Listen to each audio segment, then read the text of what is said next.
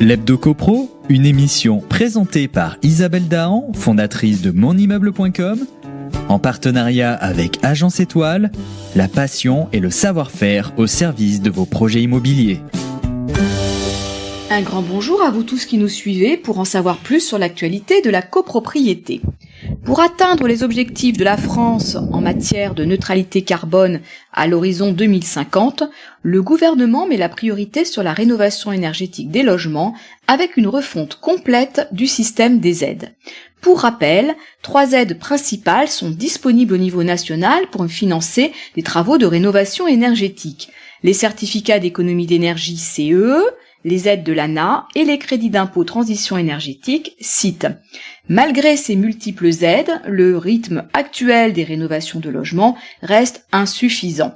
Un des principaux freins réside dans l'éclatement et la complexité des aides qui sont attribuées selon des barèmes, des règles d'éligibilité et des modalités différentes. C'est dans ce cadre que le gouvernement met en place un plan complet d'amélioration de ces aides pour rendre ce dispositif plus simple, plus juste et plus efficace.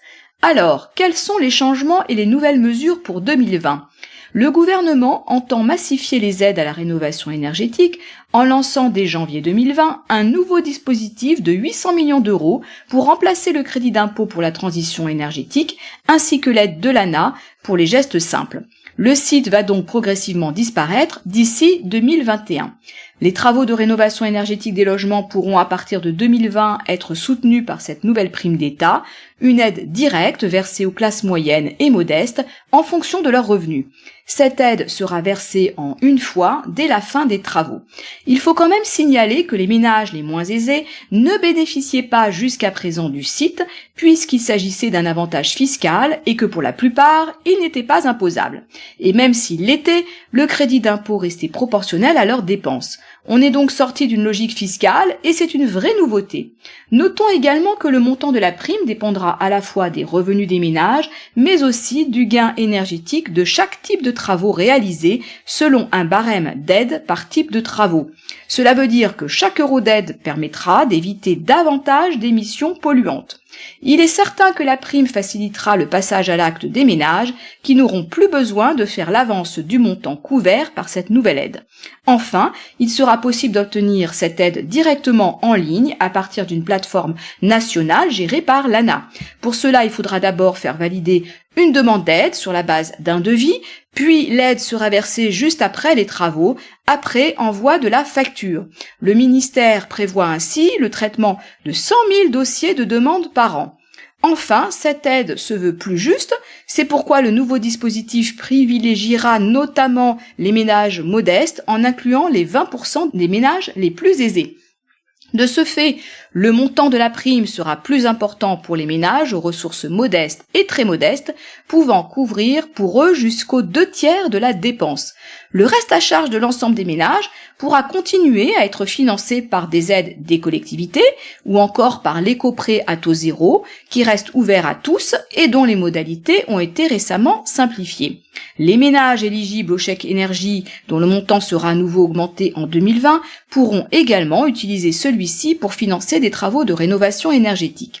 Des fédérations professionnelles ont pourtant alerté sur le risque que les ménages plus aisés se détournent de la rénovation énergétique au profit de l'embellissement. C'est pourquoi le gouvernement a précisé que les ménages avec les ressources les plus importantes ne seront plus éligibles à la prime, mais continueront à bénéficier des aides versées par les entreprises qui vendent de l'énergie, c'est-à-dire les CEE. Quant à l'éligibilité des copropriétés à ces aides, elle se fera aussi dans un deuxième temps, sachant qu'une ordonnance est en cours pour simplifier le droit des copropriétés. À ce sujet, il a été évoqué un barème dédié avec une offre clé en main pour les copropriétés. Enfin, les propriétaires bailleurs n'intégreront pas le dispositif unifié avant 2021. La massification est en marche, elle pourrait bien à terme faire baisser les coûts de certains travaux. Espérons que cette réforme jouera correctement son rôle. On aura probablement un retour sur son efficacité lorsque l'Observatoire national de la rénovation énergétique sera en mesure de publier les premiers chiffres. Pour ma part, j'espère bien vous retrouver jeudi prochain à l'occasion de notre soirée apéro copro. En attendant, on se retrouve lundi pour notre chronique Hebdo Copro. D'ici là, portez-vous bien et continuez de nous suivre sur monimmeuble.com. L'Hebdo Copro, une émission présentée par Isabelle Dahan, fondatrice de monimmeuble.com, en partenariat avec Agence Étoile, la passion et le savoir-faire au service de vos projets immobiliers.